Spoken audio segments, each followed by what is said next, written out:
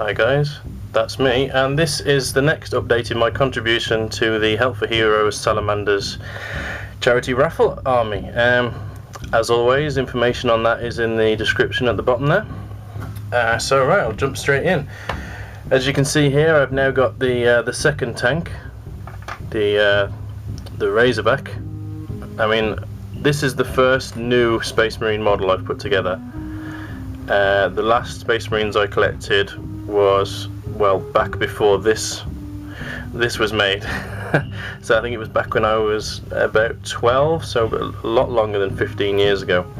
But I'll just put that to, I'm really impressed with that, that's why I mentioned that. I just can't believe the awesomeness of this kit, to be honest. It's almost making me want to collect a Space Marine army myself. Right, so we've got the good old Vindicator. Now the light and dark shades on this are being exaggerated by the LED lighting that I've got. So on the camera here it does look a lot more light and dark than it is in real life. So just keep in mind that's slightly exaggerated. So as you can see, I have painted up the flames, the plastic flames. I've plastic carded onto the side there, so they're looking really nice. We've got a little bit of detail in there, there's shading around the place. I've put the first washes on things, on the silvers. They've all had a bit of a wash on them. A little bit of detail here and there. That there, I need a name to put across there. If anyone has read a lot more Space Marine things, novels than I have, or seen a lot more pictures, could maybe give me a name, I'll paint that on there. And with the new Razorback came finally a hatch for the top. Brilliant, so that sort of makes it tie in with the rest of the army, hopefully. This one did actually have a mount for a Stormbolter, but I've cut that off just to make it look a little bit simpler. So that's that really, that's ready now for highlighting pretty much. There's very little to do to the base colours, just a bit of highlighting. So I'll put that off to one side and we'll move on to this bad boy. So, everyone's familiar with it, it's a Razorback, no surprise there. It's only partially constructed. I've got this hatch, comes open, of course you've got the Forge World front, and the side doors there, they're Forge World as well. This one here is actually the inspiration for the flame relief on the side of that tank there. It's a little bit more intricate than the one I've done. I think you can see that there. That's awesome. So, what have we got? Now, it's not just your bog standard one, because anyone who knows me knows that I like to make the most of kits, so I've kept that moving. We've got this doohickey, which I'll go through in more detail shortly. It's just a normal hatch, just haven't glued that down yet. You've got the top hatch here, and this, which I'll be magnetising onto the top there. That's pretty standard, to be honest. What I absolutely love about this kit is mainly the tracks, really. I was really surprised by how the tracks come on, and how well that system works. And just to show you how unbuilt this is, there you go, the top comes off. Mainly, the reason I've left this off is because I'm going to put magnets on the underside here, so that when you get all the options, like the grenade launchers and the little radars and whatnot, that they can magnetize onto the top here. So that's the reason for that.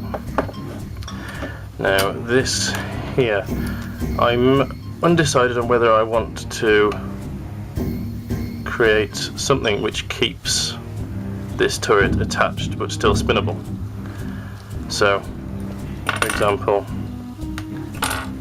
so this is the turret, and there's the hole it's in. So as you can see, it's slightly indented there. So maybe put something on either side there that just goes over the lip and just lets it spin, but not come off. Because I mean, when you turn it into a rhino, you're taking the whole of this off anyway, and the insides will be painted up, because when you've got destroyed weapon you want to take that off, and you'll have some painted up details there. And of course you've got the hatch doors that go on like that.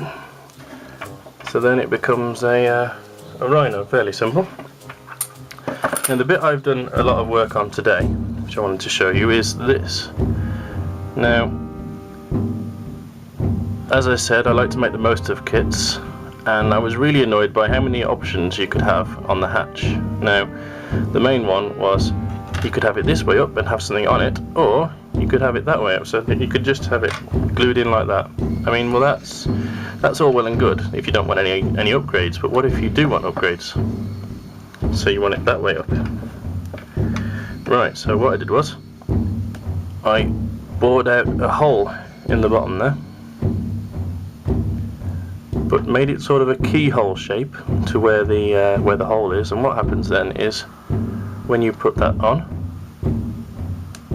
you get a satisfying click, and that clicks into place, and as it clicks on, it can click off. And what we have is we have the missile launcher. I don't know whether this is a viable option, because like I say, I don't play Space Marine, so I'm not entirely sure, but again, bored a little hole over the side. I've actually put a little piece of plastic card in there, just out of the way, which just makes the whole thing a lot stronger, and allows it to, again, click on. I mean, that's not coming off, and click off again. And that's it, really. Just wanted to make especially with the new codex coming out, I really wanted to make this kit as flexible as is possible too, because you never know what options our raffle winner might want for his vehicles. I mean, it might be that the Razorback isn't viable in any way, in which case he'll just be using this as a Salamander's Rhino with these lovely salamander doors and whatnot. But that's it, really. Again, let me know what you want me to name this guy, if anyone can come up with a decent name. That should be finished by the time I do a next video, and yeah, really looking forward to get my teeth into this one, because I'm really impressed with the model. Absolutely love rhinos. Who would have thought? I've been back in wargaming for what, 2 years now, and not once have I picked up and had a little bit of a play with a rhino. Seems a bit strange, I know, but there you go. Right, that's it. As always, if there's any details you're not sure of on the Help the Heroes, the raffle tickets should be up for sale in the next couple of weeks. More details in the description. Stay well, guys, and I'll see you in the next one. Cheers.